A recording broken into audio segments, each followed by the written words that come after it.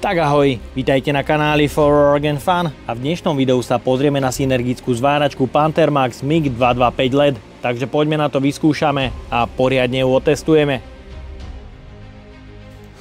Do ďalšej recenzie dorazila multifunkčná zváračka Panthermax MIG 225 LED, ktorá zvára v trojkombinácii elektródov režimom lifting, ale primárne je určená pre zváranie metódou MIG-MAG, kde zvára aj v synergickom profile. Jej cena je podľa môjho názoru veľmi zaujímavá, niekde okolo 350 € a poďme na to, odbalíme ju.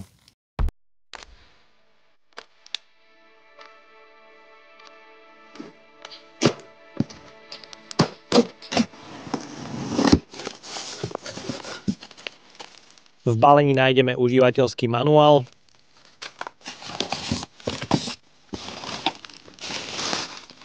ďalej kábel a kliešte pre držanie obalovanej elektródy, sú to štandardy KB 200 do 200 A. Podľa hmotnosti sa zdá, že ide o hliník s pomedeným vláknom a prierezom 1x25 mm. Šteker je použitý veľký 35-50 a ich dĺžka sú 2 metre. Ďalej kliešte pre uzemnenie, ktoré sú plechové a celkom mäkké, majú ale medený pásik pre lepšie uzemnenie. Ich dĺžka je veľmi krátka, iba 1,5 metra. Podľa hmotnosti sa rovnako zdá, že ide o pomedený hliník s prierezom 1x25 mm a šteker je použitý veľký 35-50. V balení od Horáka nájdeme kľúč a 2 prievlaky a 3-metrovú verziu Horáka pre režim MIG-MAG. Je to štandardná AK-15, teda s menšími hubicami a menšími prievlakmi.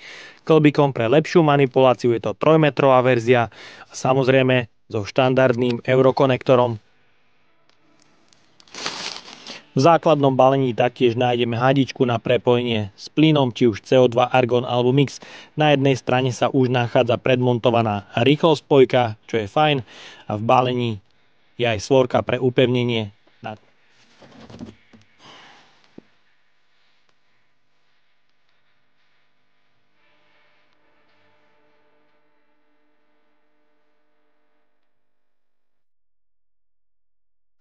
Multifunkčná zváračka Panthermax MIG 225 LED je určená pre sieť 230 V do maximum 200 A. Zvára metódou obalovanou elektródou, či už rutilovou bazickou, taktiež režimom lifting s dotykovým zapalovaním, primárne je ale určená pre režim MIG-MAG, kde zvára s prídavným materiálom pre oceľ od 0,6 až do 1 mm, taktiež trubičkovým drôtom bez nutnosti použitia plynu. Sú tu ale profily pre synergiu, či už pri čisté CO alebo zmesné plyny, takže je možné s ňou dosiahnuť omnoho krajšie zvary v synergických profiloch, ktoré vám umožnia jednoduchšie nastavenie zvárania. Zhora na zváračke nájdeme jedno pevné madlo pre jednoduchší transport s otočným klbikom, ďalej štítok o funkciách a taktiež bezpečnostné upozornenia pre možnosť zásahu elektrickým prúdom, lietajúcimi iskrami a taktiež bezpečnostné upozornenia pre poškodenie zdravia, či už dýchacích ciest, poškodenia pokožky alebo zraku. Vzadu nájdeme tlačítko zapnutie, vypnutie, vstup pre plyn, či už CO2, argón alebo mix, sieťový kábel na 230 V s dĺžkou 180 cm a prierezom vodiča 3x2,5 mm. No a samozrejme prieduch od vetrania. Z bočnej strany na dvierkach nájdeme štítok o zaťažení, na ktorom výrobca pri obalovanej elektróde uvádza zápalovanie na prázdno 50 V, čo sa mi zdá byť dosť málo, a zaťažovateľ pri 100% zaťažení na 72 A pri nepretržitom používaní. Pod krytom nájdeme možnosť uloženia cievky D200 s prídavným materiálom až do 5 kg. Pevný dvojkladkový kovový podávač pre podávanie prídavného materiálu od 0,6 až do 1 mm. Možnosť nastavenia prítlaku na vodiacu kladku. Pružina pre navedenie prídavného materiálu sa mi ale zdá byť o niečo tvrdšia. Vodiace koliesko je osadené na ložisku a kladka je v základe 0,8 a 1 mm pre oceľ. No a ovládacie prvky sú z vnútornej strany chránené plechovým krytom. Z čelnej strany pre nastavenie nájdeme jeden LED displej, 7 mikrospínačov a 1x koder pre nastavenie zváracích metód, jeden veľký prieduch odvetrania, konektor pre migmagový horák, konektor pre zmenu polarity, ak sa použije trubičkový drôt a dva štekre pre kliešte uzemnenia a kliešte držania elektródy.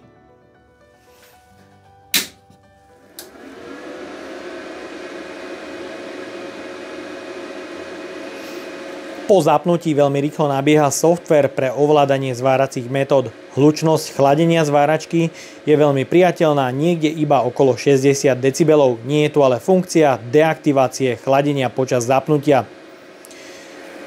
Ak sa zváračka vypne, je tu dobeh do chladenia niekde okolo 5 sekúnd.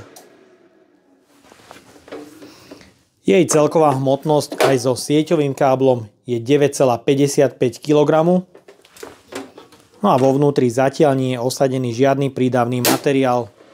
Prostredie, v ktorom sa zváračka nastavuje, je veľmi jednoduché a intuitívne. Vďaka LED displeju, jednému kóderu a 7 mikrospínačom pre nastavenie zváracích metód máme tu tlačítko pre režim Migmag, režim Liftix s dotykovým zapálením, kde funkčné tlačítko nemá žiadne možnosti nastavenia, minimum je tu 10 A. Kóder reaguje veľmi pekne po jednotkách, ale dá sa nastaviť aj rýchlo, kde maximum je až 200 A. Ďalej je tu režim pre obalovanú elektródu, kde je aj funkcia VRD, ktorá znižuje napätie na kliešťach, ak sa so zváračkou nezvára.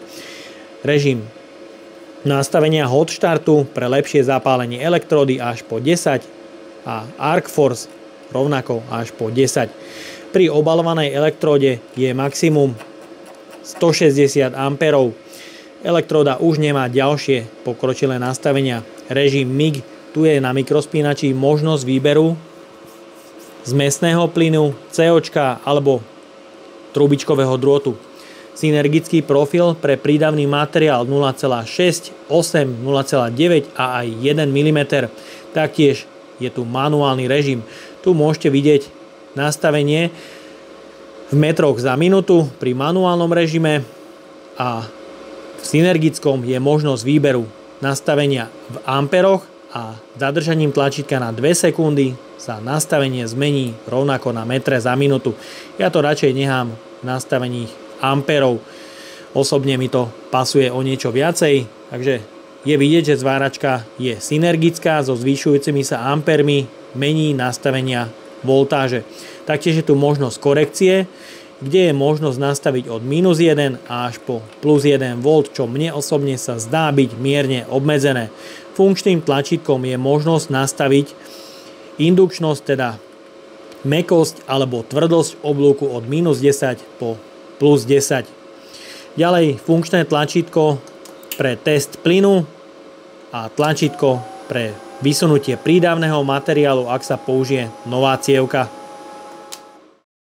Pre odskúšanie zváračky v trojkombinácii som si pripravil rôzny materiál. Oceľ rôznych hrúbok od 0,8 až po 10 mm. Odskúšame ju v každej metóde, či už obalovanú elektródu, režim Liftix, ale samozrejme primárne budeme skúšať režim Migmag, zvárať oceľ, či už s čistým COčkom, s mäsným plynom, ale taktiež trubičkovým drôtom, takže poďme na to.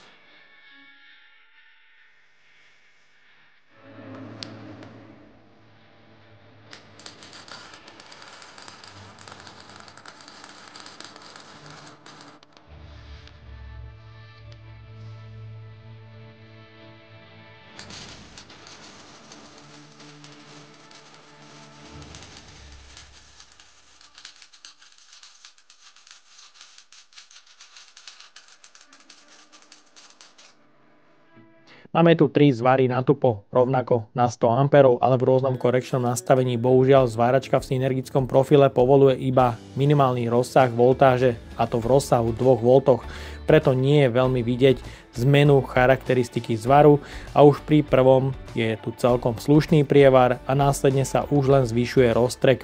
Očakával by som rozsah voltáže aspoň plus minus 3 V. Synergický profil je podľa môjho názoru bohužiaľ vyladený pre tenké plechy veľmi, ale veľmi zle. Pretože nastavenie 30 A má voltáž 14,4, ale keď si prepneme na rýchlosť posuvu prídavného materiálu, je tu iba 0,8 metra. No a sledujte, čo sa deje, keď začnem zvárať.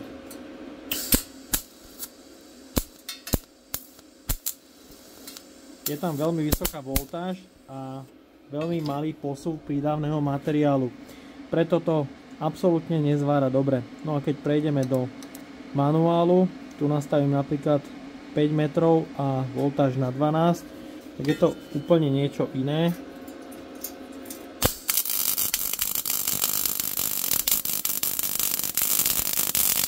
No takto nejak by to malo fungovať.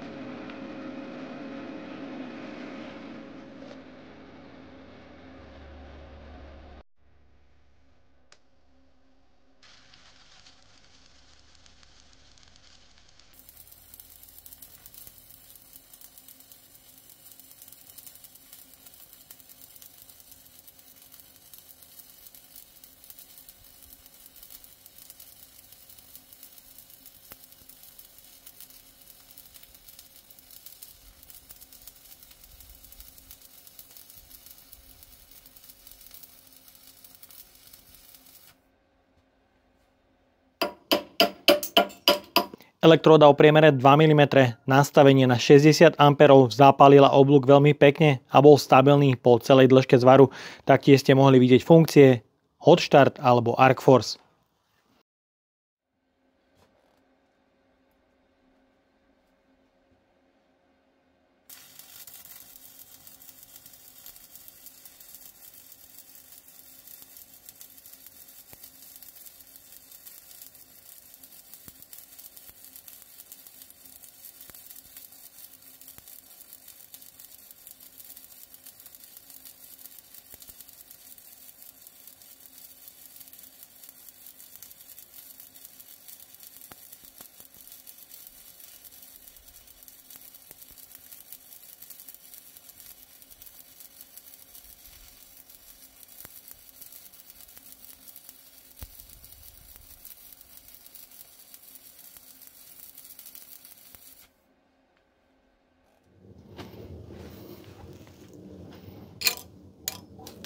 Rovnako aj elektróda o priemere 2,5 mm pri nastavení 75 A zapálila oblúk veľmi pekne, bol stabilný po celej dĺžke zvaru a bolo rovnako vidieť funkcie Hot Start a Arc Force na kliešťovom ampermetri.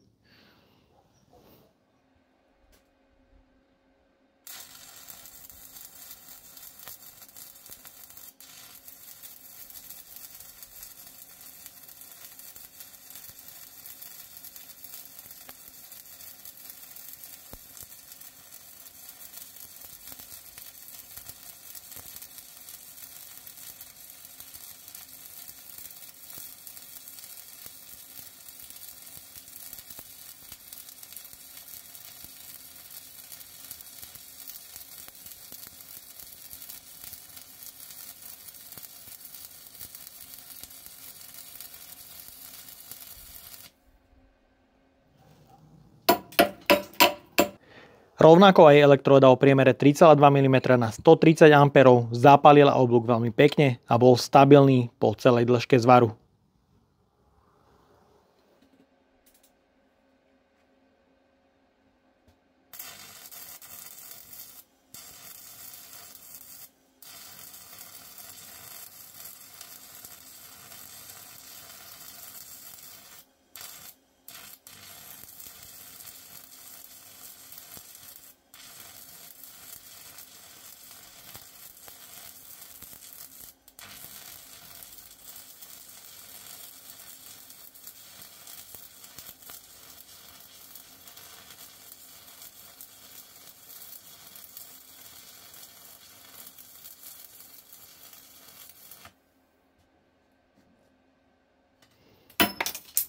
Rovnako aj elektróda o priemere 4 mm pri nastavení maximum 160 A zapálil oblúk veľmi slušne. Bol stabilný po celej dĺžke zvaru a rovnako ste mohli sledovať na kliešťovom ampermetri. V špičke zváračka dosahovala maximum aj 170 A.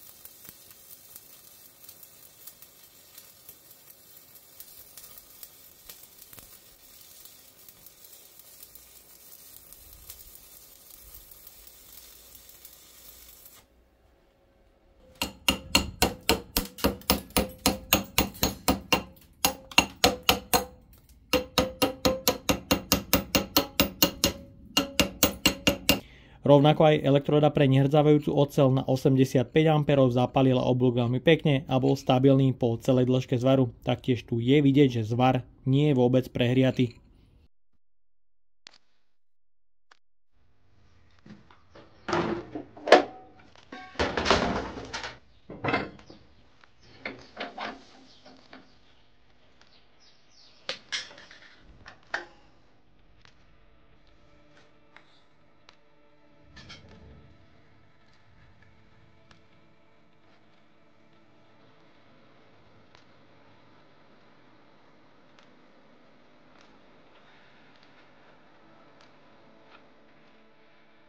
Režim lifting je iba s dotykovým zapáľovaním. Preto je nutné manuálne spustiť ventilček s plynom. Následne zapáliť dotykom wolframu oblúk, už len pokračovať vo zváraní. Pre ukončenie oblúku oddialiť horák, následne dochladiť wolfram a zavrieť ventilček s plynom.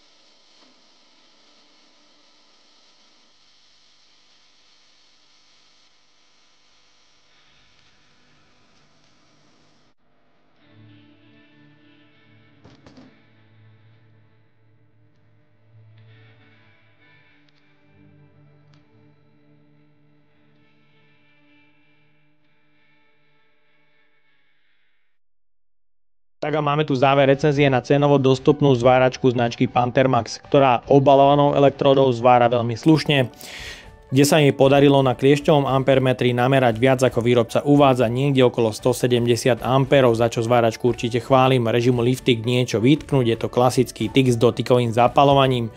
Primárne je určená pre zváranie oceli v synergických profiloch alebo v manuále, či už s čistým CO-čkom alebo so zmesným plynom, kde sa mi podarilo v manuále zvárať aj tenký plech o hrúbke 0,8 mm, či už bodovať alebo spraviť súvislý zvar.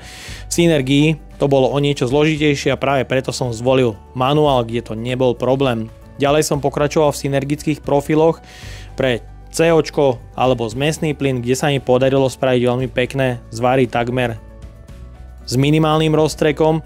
No a v tom zmesnom plyne môžete vidieť krásne a čisté zvary v synergickom profile, za čo zváračku určite chválim. Taktiež hrúbka materiálu 10 mm, nádherný čistý zvar.